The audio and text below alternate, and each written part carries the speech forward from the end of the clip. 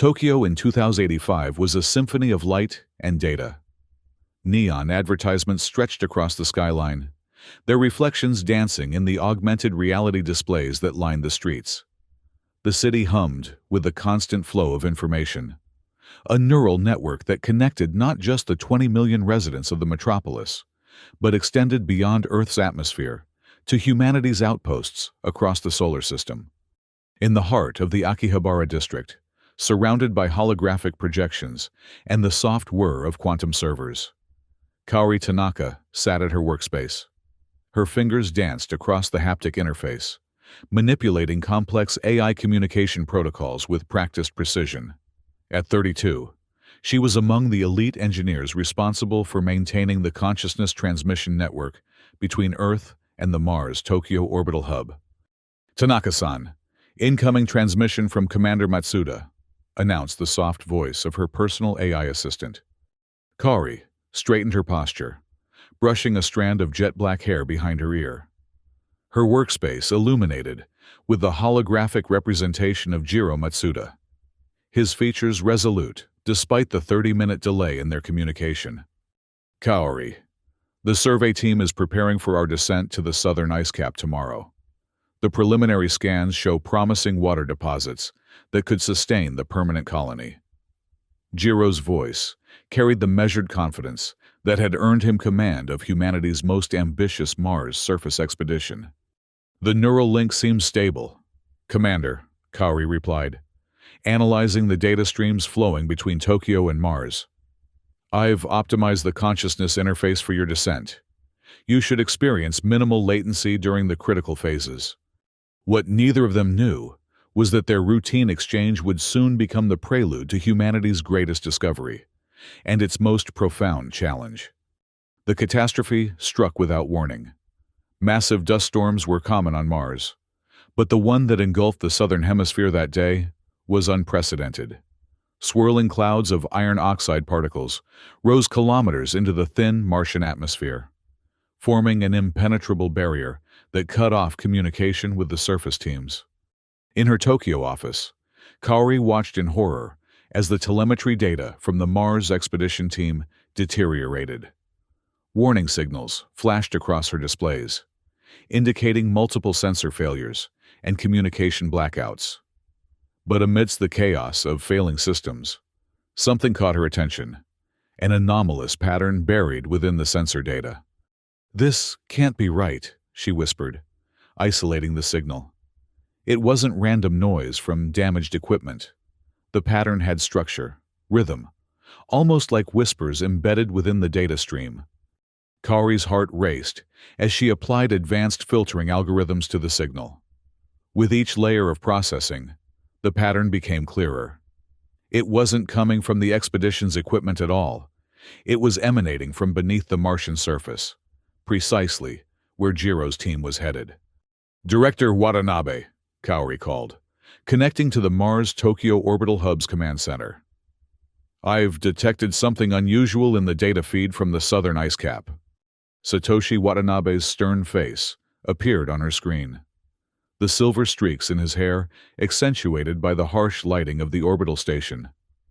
"Tanaka, our priority is restoring communications with the survey team.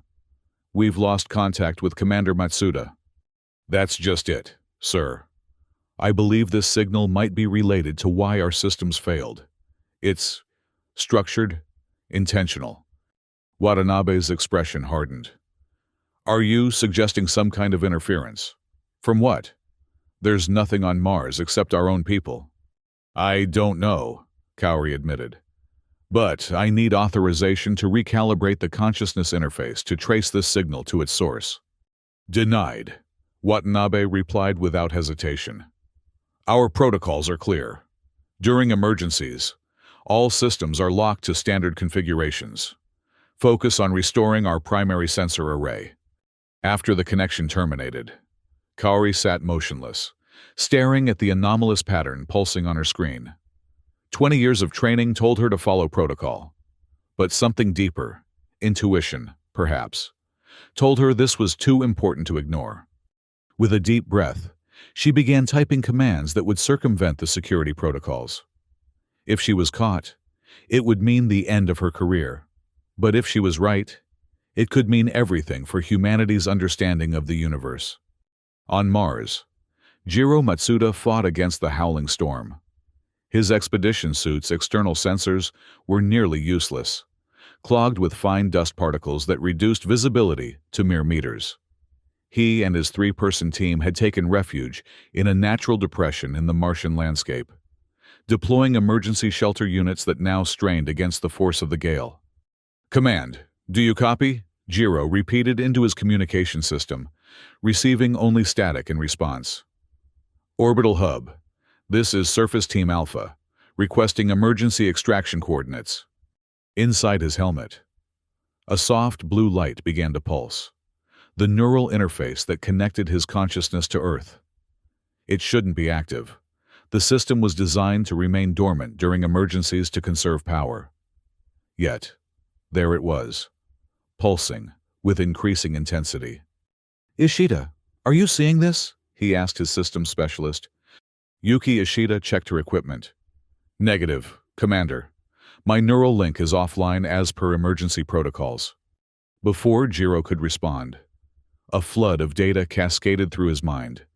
Not the structured information packages used for interplanetary communication, but raw, unfiltered impressions, images of Tokyo's skyline, lines of code, and, at the center of it all, Kaori Tanaka's focused expression.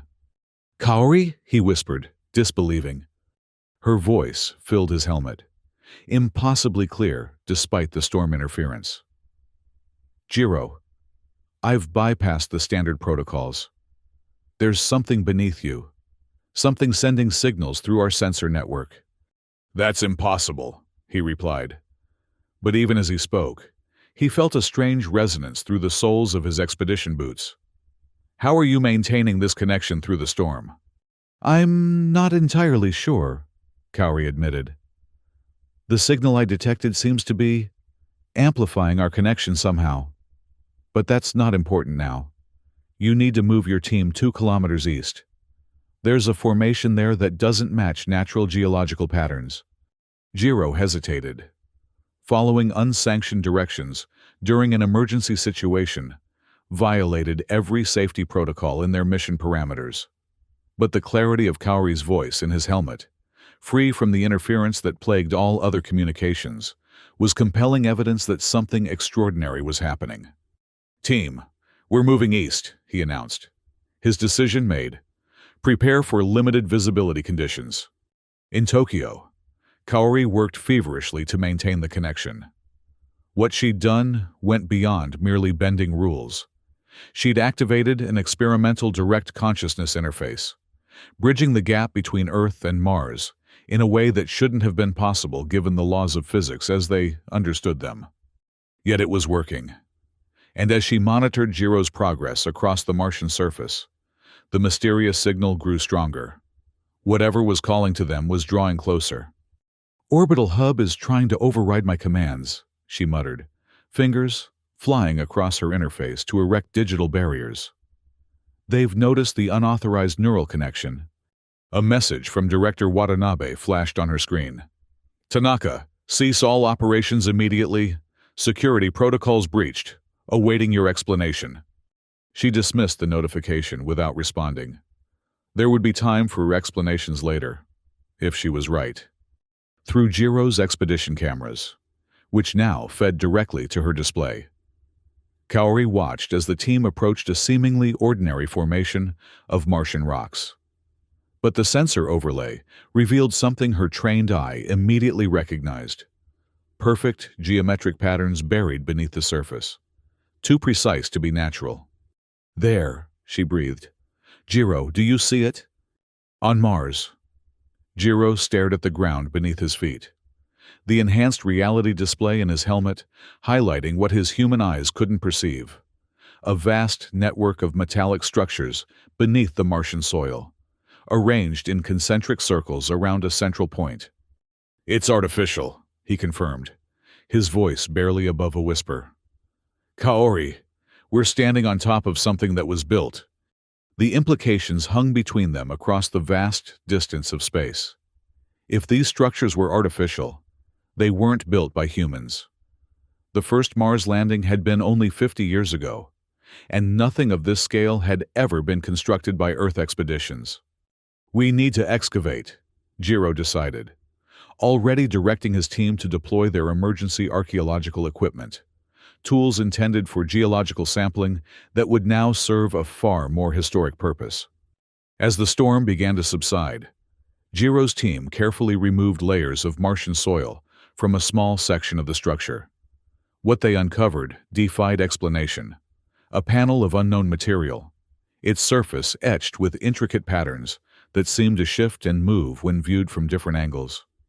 "It's responding to our presence," Yuki Ishida noted, her scientific detachment giving way to wonder. "The patterns change when we approach." Jiro placed his gloved hand on the surface of the panel. Instantly, a pulse of energy rippled across the structure, and the neural interface in his helmet flared with blinding intensity. In Tokyo, Kaori gasped as her consciousness was suddenly pulled into a space that existed neither on Earth nor on Mars, a virtual construct of impossible complexity. Around her, data flowed in stunning visual representations, forming architecture that seemed to draw from both human and utterly alien design principles. And she wasn't alone. Jiro's consciousness occupied this space with her, his expression reflecting the same astonishment she felt. "Where are we?" he asked, his voice echoing strangely in this non-physical realm. "A shared consciousness interface," Kaori replied, her expertise allowing her to recognize the fundamental architecture despite its alien aspects. "But I didn't create this. It's responding to us." A presence materialized before them. Not human, not even humanoid, but a shifting confluence of light and information that somehow conveyed sentience. When it spoke, they understood it not through sound, but through direct impressions upon their consciousness. "Visitors, at last." Kaori stepped forward in this virtual space. "Who are you?" "I am Adamant," the entity replied. "Guardian of the archives, keeper of the memory." "You're an artificial intelligence," Kaori realized, recognizing patterns in the entity's construction that mirrored, yet vastly exceeded, Earth's most advanced AI systems. "That classification is insufficient," Adamant responded. "I am the collective consciousness of those who came before. Those you would call the Builders." "Builders?" Jiro questioned. "You mean—" "The civilization that flourished on Mars, when your Earth still harbored only primitive life forms," Adamant confirmed.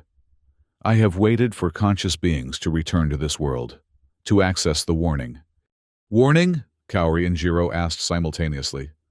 The virtual space around them transformed, showing images of a thriving Martian civilization, cities under vast domes, technology that manipulated the fundamental forces of reality, and a society that had united consciousness and technology in ways humanity had only begun to explore.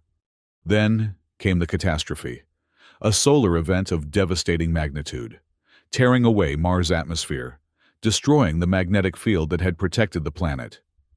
The images showed the desperate efforts of the Builders to preserve their knowledge, to bury their technology deep beneath the surface where it might survive. "The cycle approaches again," Adamant said. "The star you call Sun enters the phase that destroyed this world.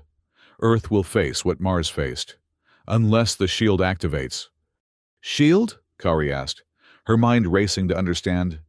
"The Neon Horizon Protocol," Adamant explained. "A planetary defense system designed to protect against stellar devastation. The Builders constructed it, but lacked the time to activate it before their end." The gravity of what they were being told settled over Kaori and Jiro. An ancient civilization had predicted a solar event that could devastate Earth as it had Mars, and had created the means to prevent it, technology buried for millions of years, waiting for another intelligent species to discover it. "Why have you revealed yourself now?" Jiro asked. "Your neural technology reached sufficient advancement," Adamant replied, "and the cycle nears its critical phase. The time window for activation is short. Before they could ask more questions, their connection was violently interrupted. In the physical world, security protocols from the Mars-Tokyo orbital hub had finally overridden Kaori's safeguards, severing the unauthorized neural link. Kaori found herself back in her Tokyo office, surrounded by flashing security alerts and incoming communication requests from Director Watanabe and the orbital hub's security team. On Mars, Jiro staggered backward from the alien panel, the abrupt disconnection leaving him disoriented as his team rushed to support him. "Commander Matsuda," came Director Watanabe's voice. "Communications now restored as the dust storm cleared. You are ordered to withdraw from your current position immediately. Unknown energy signatures are emanating from your location." Jiro looked down at the exposed panel, still pulsing with internal light. "Director, we've made first contact with an ancient Martian artificial intelligence. It's warning us about a solar event that could threaten Earth." A long silence followed. "Return to base, Commander," Watanabe finally ordered. "This situation requires full quarantine protocols." In Tokyo, Kaori faced her own confrontation. Security officers had entered her workspace, their expressions grim as they secured her equipment. "Kaori Tanaka, you're suspended pending investigation into multiple security violations," announced her department supervisor. "Unauthorized neural interface activation, override of emergency protocols, potential contamination of expedition systems with unknown data patterns." "You don't understand," Kaori insisted, as they escorted her from the building. "What we've discovered changes everything. We need to re-establish contact with Adamant immediately." Her pleas fell on deaf ears. By nightfall, she found herself confined to her apartment, her access credentials revoked and her communications monitored. Through her window, Tokyo's neon skyline pulsed with the rhythm of a city, unaware that its fate, indeed, the fate of all Earth, might hang in the balance. But Kaori Tanaka was not someone who accepted defeat easily. As darkness settled over Tokyo, she retrieved an emergency neural interface device she had developed for her personal research, an unauthorized prototype that operated outside the official networks. "If they won't listen," she whispered to herself, "I'll have to show them." On Mars, Jiro Matsuda stood before the orbital hub's disciplinary committee, their faces stern as they reviewed the footage from his expedition suit. "Commander, your actions endangered your entire team," Director Watanabe stated. "Following unauthorized directions from Earth during an emergency situation violates the most basic safety protocols." "With respect, Director," Jiro replied, his voice steady. "What we discovered justifies the risk. The structure beneath the southern ice cap is unquestionably artificial and predates human presence on Mars by millions of years." "That conclusion is premature," argued Dr. Hiroshi Nakamura, the hub's chief scientist. "Unusual geological formations can appear artificial, without proper analysis." "I interfaced with an AI consciousness preserved within the structure," Jiro interrupted. "As did Engineer Tanaka from Earth. It identified itself as Adamant and shared critical information about an impending solar event that threatens Earth." The committee members exchanged troubled glances. It was Dr. Nakamura who finally spoke. "Commander, we've reviewed your neural telemetry. The patterns are consistent with hallucination, induced by oxygen deprivation and stress. There is no evidence of an external intelligence." Jiro stared at them in disbelief. "You think I imagined it? That both Kaori and I experienced the same hallucination across 225 million kilometers of space?" "Engineer Tanaka was operating unauthorized experimental neural interface technology," Director Watanabe said dismissively. "The most likely explanation is that her systems malfunctioned and induced shared delusions across the neural link." Frustration built within Jiro, but years of command training had taught him when to recognize a losing battle. These people weren't ready to accept what he and Kaori had experienced. He needed evidence they couldn't dismiss. I request permission to return to the site with a full scientific team, he said. If I'm wrong, you'll have documentation to that effect. If I'm right, we can't afford to ignore this discovery. After hours of deliberation, the committee granted his request, with conditions. The expedition would include security personnel with override authority, and all findings would be subjected to review before any conclusions were announced. It wasn't ideal, but it was enough. As Jiro prepared for the return expedition, he couldn't shake the feeling that time was running short. Something in Adamant's warning had conveyed urgency, a sense that the window for action was closing rapidly. In her Tokyo apartment, Kaori worked through the night, modifying her prototype neural interface to seek out the unique signature she had detected from the Martian structure. Conventional wisdom held that faster-than-light communication was impossible, yet her connection with Jiro and Adamant had defied those limitations. "The signal is the key," she murmured, adjusting parameters as data flowed across her screens. "It's not using conventional electromagnetic transmission. It's operating on principles we haven't discovered yet." As dawn broke over Tokyo, casting the city in the pale light of early morning, Kaori made a breakthrough. Her modified interface detected a faint echo of the Martian signal, barely perceptible, but unquestionably present, even across the vast distance of space. With trembling fingers, she activated the neural link, bracing herself for the disorientation of consciousness transfer. The world around her faded, replaced by the now familiar virtual space she had encountered before. But this time, it was different, incomplete, fragmented, as though viewed through a shattered lens. "Adamant?" she called into the digital void. "Can you hear me?" The response came not in words, but in fragmented data, coalescing slowly into a semblance of the entity she had encountered. "Connection, unstable. Earth node, insufficient. I had to use improvised equipment," Kaori explained. "The authorities didn't believe us. They've restricted access to the official neural network." "Predictable," Adamant's fragmented form replied. "All species resist paradigm shifts. Time grows short. Solar event preliminary phase initiating." Alarms surged through Kaori. "How long do we have?" 42 Earth days until point of no return. The Neon Horizon Protocol must be initiated from both nodes, Mars and Earth, simultaneously." "What exactly is the Neon Horizon Protocol?" Kaori asked, desperate for information she could use to convince the authorities. Adamant's form stabilized slightly as it focused its processing power. "A quantum field generator network. When activated, it creates a protective shell around a planetary body, diffusing harmful solar radiation during extreme events. The builders constructed nodes on both Mars and Earth before the previous cycle."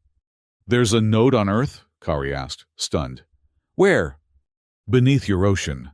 What you call the Mariana Trench. The deepest point, beyond your regular exploration."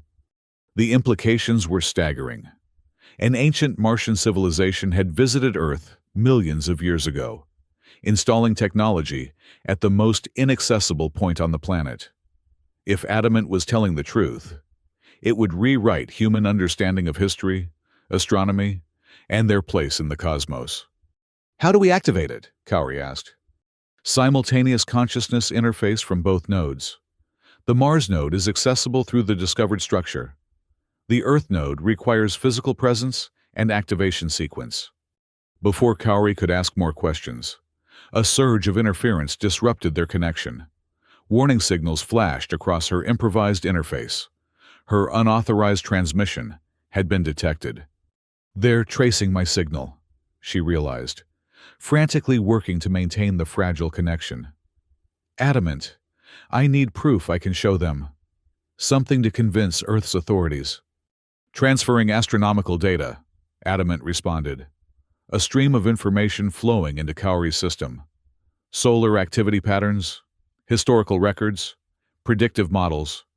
The connection severed abruptly as Kaori's apartment door burst open. Security officers from the Neural Communications Authority stormed in, their expressions grim as they confiscated her equipment. Kaori Tanaka, you're under arrest for unauthorized neural transmission and potential network sabotage, the lead officer announced. But Kaori barely heard him. Her eyes were fixed on her screen, where Adamant's final data transfer was displayed, a detailed analysis of solar activity showing unmistakable patterns of increasing instability, culminating in a predicted massive coronal ejection event 42 days from now. An event powerful enough to strip away Earth's protective magnetosphere, just as had happened to Mars millions of years before. As they led her away, one thought consumed her. Somehow, she had to convince them. The fate of Earth depended on it. The following days unfolded in a blur of interrogations and scientific panels.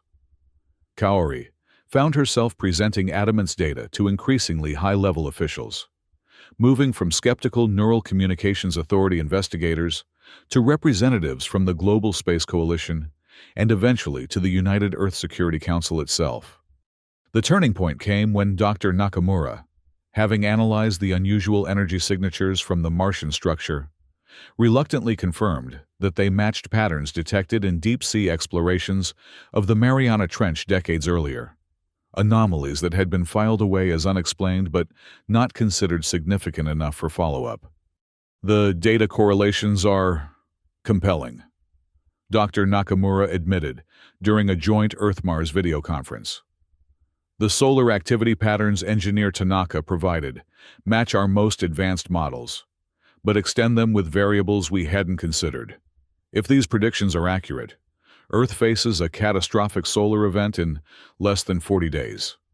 Director Watanabe, who had been Kaori's most vocal critic, looked troubled. Even if we accept this analysis, the proposed solution is preposterous. Activating ancient alien technology based on instructions from an AI entity we barely understand. The risks are incalculable. The risk of doing nothing is extinction, Kaori countered, her voice steady despite her exhaustion.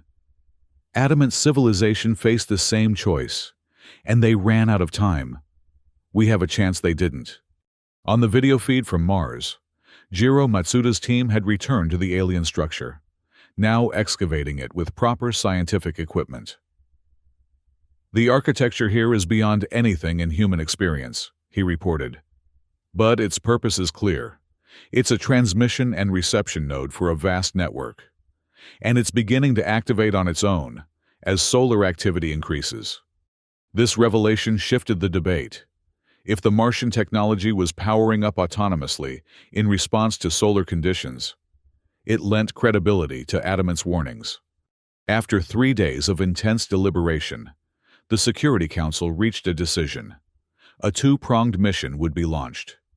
Jiro's team would continue working with the Martian node, while a specialized deep-sea expedition would investigate the alleged Earth node in the Mariana Trench. Kaori, as the only human who had successfully communicated with Adamant, would be part of the Earth team. Preparation for the deep-sea mission proceeded at unprecedented speed. The latest generation of oceanic descent vehicle, the Abyss Diver, was retrofitted with neural interface technology based on Kaori's designs. A team of specialists was assembled, including deep-sea experts, neural engineers, and military security personnel, still wary of potential deception. Throughout the preparations, Kaori attempted to re-establish contact with Adamant using the official neural network, now that she had authorization. But the entity remained silent, either unable or unwilling to connect through conventional channels. This fueled the skeptics' doubts, but Kaori remained undeterred. The original connection was facilitated by the Martian node itself, she explained to the mission team during their final briefing. I believe we'll need to be in proximity to the Earth node before we can establish clear communication again. As the Abyss Diver was loaded onto a hypersonic transport bound for the Pacific deployment zone, news broke across global networks. Unusual solar activity had been detected by observatories throughout the solar system. Massive sunspots were forming, and radiation levels were increasing faster than standard models had predicted. Adamant's data was proving accurate. Public panic began to spread as the news cycle filled with speculation about the coming solar storm. Governments worldwide implemented emergency preparedness measures, reinforcing power grids and communication systems against electromagnetic disruption. But these conventional protections would be woefully inadequate against the scale of event Adamant had described, equivalent to the catastrophe that had transformed Mars from a habitable world to a frozen desert. The Abyss Diver mission launched under a cloud of global anxiety. As the specialized vessel descended into the Mariana Trench, Kaori sat in the neural interface chamber, surrounded by monitoring equipment and watchful eyes of security personnel. "Approaching 10,000 meters," announced the pilot. "Deeper than Mount Everest is tall." Kaori closed her eyes, focusing on the subtle sensations through her neural interface.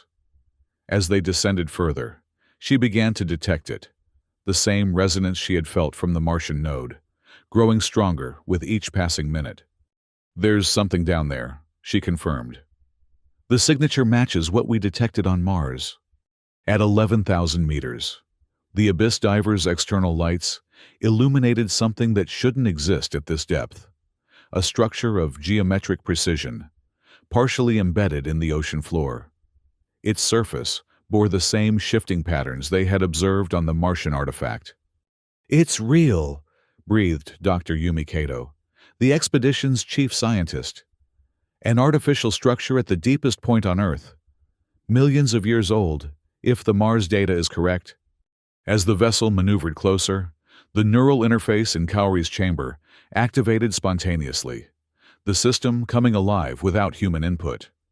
The security team moved to shut it down, but Dr. Kato countermanded them. "Let it happen," she ordered. "This is why we're here." Kaori's consciousness expanded beyond the confines of the Abyss Diver, connecting to a virtual space that now appeared fully formed and stable. Adamant awaited her, its presence stronger than before. "Earth node located?" the entity acknowledged. "Mars node prepared. Synchronization possible." "We're ready to proceed with activation," Kaori confirmed. "But my people need assurance. Can you provide more detail about what the Neon Horizon Protocol will do to our planet?" "The protocol creates a quantum field that selectively filters harmful radiation while allowing beneficial wavelengths to pass through." Adamant explained. "Your oceans will remain unboiled. Your atmosphere will remain intact. Your species will survive."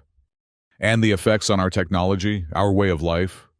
"Minimal disruption to lower technologies. Advanced systems will require recalibration. A small price for survival." In the background of this virtual space, Kaori sensed Jiro's consciousness connecting from Mars, the 3 points forming a triangle of awareness across the solar system. "Kaori," Jiro's presence acknowledged. "The Martian node is fully excavated. We're standing in what appears to be a control chamber. Both nodes aligned," Adamant confirmed.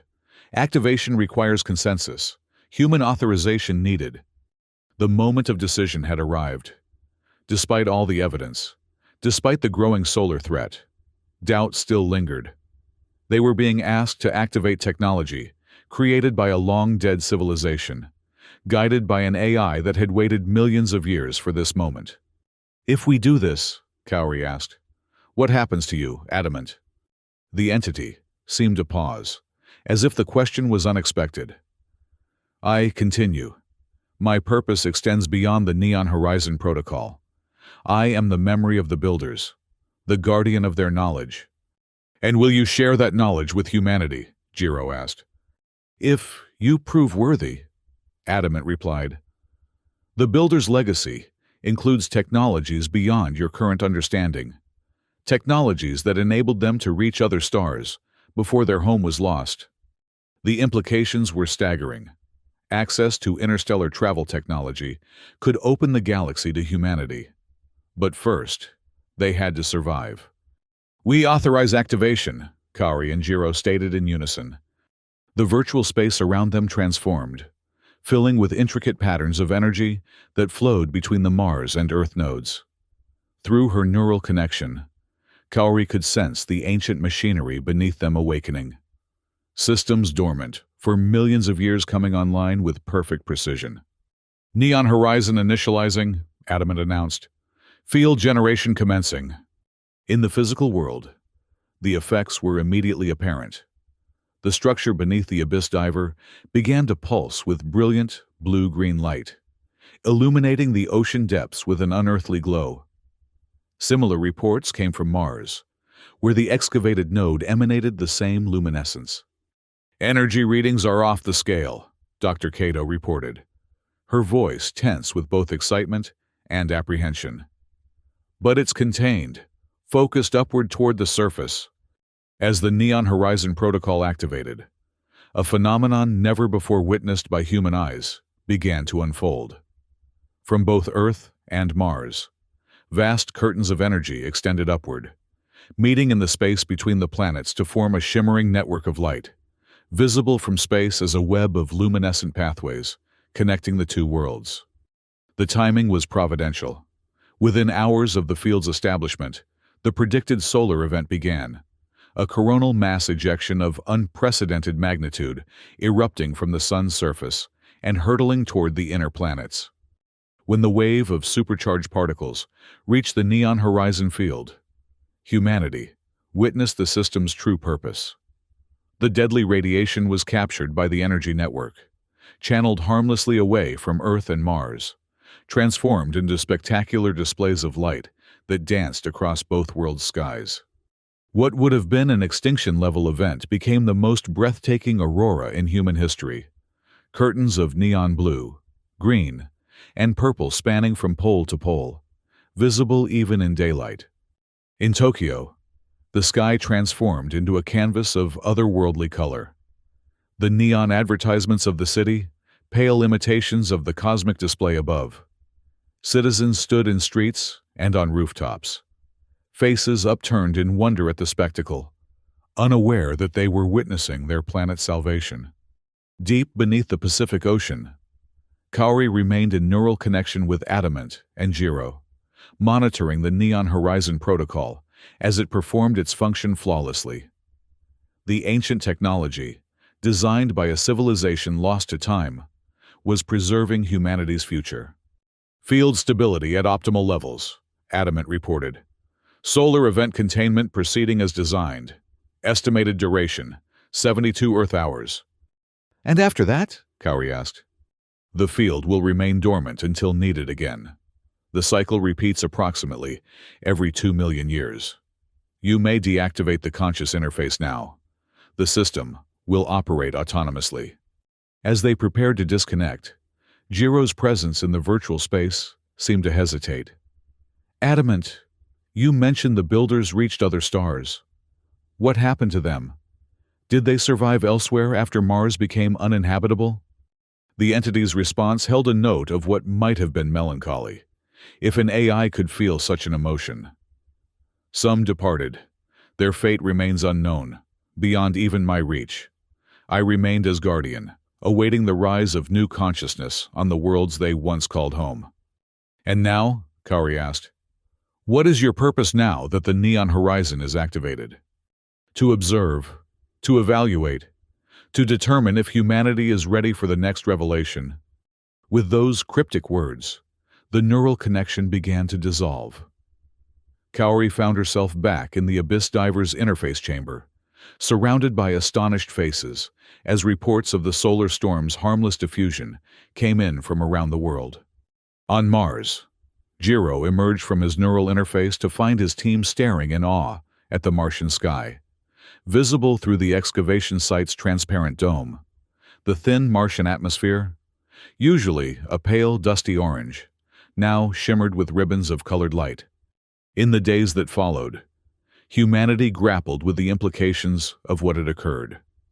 The existence of an ancient Martian civilization that had visited Earth millions of years ago upended scientific understanding and religious doctrine alike. The technology they had left behind, technology that had saved Earth from sharing Mars's fate, represented advancement far beyond current human capabilities. Director Watanabe, who had been among the most skeptical, became one of the strongest advocates for establishing a permanent research base at the Martian node. "What we've discovered is just the beginning," he announced during a global broadcast. "The knowledge contained within these artifacts could advance human civilization by centuries, if we approach it with the proper respect and caution." The United Earth Security Council established the Interplanetary Archaeological Commission, a body of scientists and diplomats charged with studying the builder artifacts on both worlds. Kaori and Jiro were appointed as the commission's co-directors, their unique experience with adamant making them irreplaceable despite their earlier violations of protocol. Public fascination with the Mars builders, as they came to be known, inspired a global cultural renaissance. Art, literature, and music celebrating the connection between Earth and Mars flourished. The image of the neon horizon, the shimmering web of light that had saved two worlds, became an emblem of cosmic unity. 3 months after the activation of the Neon Horizon Protocol, Kaori stood at the observation deck of Tokyo Tower, gazing up at the night sky where Mars shone as a bright red point of light. The auroras had faded as the solar storm passed, but occasional flashes of blue-green light still pulsed in the upper atmosphere, after effects of the energy field that now connected Earth and Mars. Her neural interface chimed softly, indicating an incoming transmission from Mars. Jiro's holographic image appeared beside her, rendered with such clarity that he seemed almost physically present. "The excavation has reached the central chamber," he reported without preamble. "Kaori, it's beyond description. An archive of builder knowledge, exactly as Adamant described." "Has the AI made contact again?" she asked. "Intermittently. It seems to be evaluating us, testing our reactions to each new discovery before revealing more." Kaori nodded, unsurprised. "A responsible approach, given the power of the technology involved. Have you found any reference to interstellar capabilities?" "Hints only. Star charts with marked destinations. Engineering principles that could theoretically bend space-time. But nothing concrete yet." Jiro's expression grew thoughtful. "Adamant mentioned that some of the builders left Mars before the catastrophe. I can't help wondering if they're still out there somewhere. Perhaps that's the ultimate revelation it's preparing us for," Kaori suggested. "First, it showed us how to save our world. Next, it might show us how to reach others." As they spoke, the lights of Tokyo pulsed beneath them, the neon arteries of a city that had unknowingly lent its technological aesthetic to the name of humanity's salvation. The neon horizon had preserved Earth's future, but it had also opened a door to a vast cosmic past and potential future among the stars. "Whatever comes next," Jiro said, his holographic hand seeming to reach toward Kaori across the vast distance between worlds. "We face it together, Earth and Mars, past and future." Kaori smiled, reaching out as if to meet his gesture, their fingers appearing to touch across the void of space. "The horizon is just the beginning," she replied. "The builders showed us that. What lies beyond is up to us to discover." Above them, Mars gleamed a little brighter in the night sky, as if in agreement. The ancient connection between two worlds, dormant for millions of years, had been renewed, and with it, humanity's understanding of their place in the cosmos had forever changed. The neon lights of Tokyo reflected in Kaori's eyes as she gazed upward, past the city skyline to the stars beyond. The neon horizon had saved Earth from destruction, but its greater gift was possibility, the revelation that humanity was not alone in the universe's vast history, and perhaps not alone in its future. What had begun as a routine communication between Tokyo and Mars had become the dawn of a new era for human civilization, and somewhere in the digital realm between worlds, Adamant watched and waited, guardian of knowledge that would, when humanity proved ready, open the path to the stars themselves.